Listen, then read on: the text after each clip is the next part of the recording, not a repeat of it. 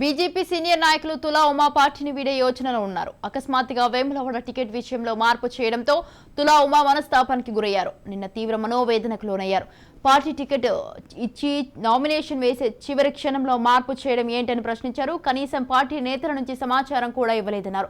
అకస్మాత్తుగా ఆ టికెట్ మరొకరికి టికెట్ కేటాయించారని చెప్పారు. దీంతో ఆమె పార్టీ వీడే ఆలోచన చేస్తున్నట్లుగా తెలుస్తోంది. నేడు తన అనుచరులతో సమావేశమైన అనంతరం భవిష్యత్ కార్యాచరణ ప్రకటిస్తారని సమాచారం.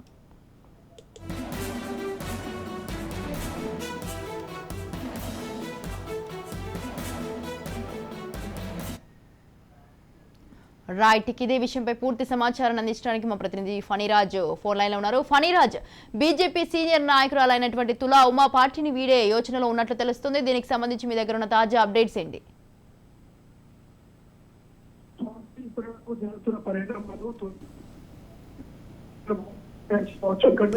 తులా ఉమకి గతంలో చాలా ప్రాముఖ్యత ఉండేది. బీఆర్ఎస్ లో తను అక్కడ జెడ్పీగా తెలిసిన తర్వాత ఇక్కడ జెడ్పీ చైర్మన్ గా కూడా పనిచేశారు. ఆ సమయంలో కేసీఆర్ సంబంధించి ఎలాంటి కార్యక్రమం జరిగినా కూడా ఇక్కడికి వచ్చినప్పుడు తులా ఉమకి అత్యంత కీలక స్థానం లభించేది. కానీ ఆ తర్వాత కొన్ని కారణాల వల్ల, అంటే తను నిజానికి ఈటెల రాజేందర్కి ప్రధాన అనుచరురాలు. సో ఈటెల రాజేందర్ ఏ రోజైతే పార్టీని వీడి వెళ్లారో తనతో పాటుగా బీఆర్ఎస్ పార్టీని వీడారు. మరోవైపు ఖచ్చితంగా బీజేపీలోకి వెళ్లే ముందు అక్కడ అధిష్టానంతో జరిగిన చర్చల్లో పార్టీ టికెట్ ఇస్తానంటేనే తను వెళ్ళాలనే ప్రచారం మొదటి నుండి కూడా ఉంది. అయితే వేములవాడ ప్రాంతంలో ఉన్న పరిస్థితి ఏంటంటే అప్పటి వరకు అత్యంత అగ్రనేత అయినటువంటి బీజేపీలో అగ్రనేత అయినటువంటి విద్యాసాగర్ రావు తనయుడు రాజకీయంగా సైలెంట్ గా ఉండడం, తను ఒక ఉన్నత విద్యావంతులు కావడం, బిజీగా ఉండే డాక్టర్ కావడంతో తను రాజకీయాల్లోకి రావడనే ఒక ప్రచారం జరిగింది. సో తులా ఉమకి టికెట్ గ్యారెంటీ అనుకున్నారు. ఒకరు బండి సంజయ్ కూడా అక్కడి నుండి పోటీ చేస్తారనే ప్రచారం జరిగింది. కానీ ఈ మధ్య జరుగుతున్నటువంటి పరిణామాల్లో ఈటెల రాజేందర్ పట్టుబట్టి తనకు టికెట్ ఇప్పించుకున్నట్టుగా తెలుస్తోంది.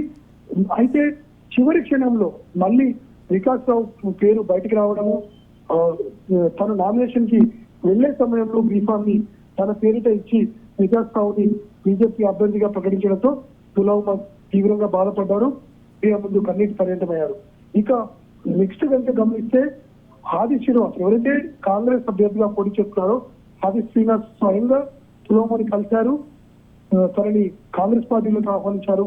తను ఏదైతే బీసీ వాదంతో ముందుకెళ్లారో అది నెరవేరకుండా ఈ రెండు పార్టీలు బీఆర్ఎస్ అలాగే బీజేపీ వ్యవహరిస్తున్నారని, ఇటువంటి పరిస్థితుల్లో తను కాంగ్రెస్ లోకి వస్తే తగిన ప్రాధాన్యత ఖచ్చితంగా ఇస్తామని చెప్తున్నారు.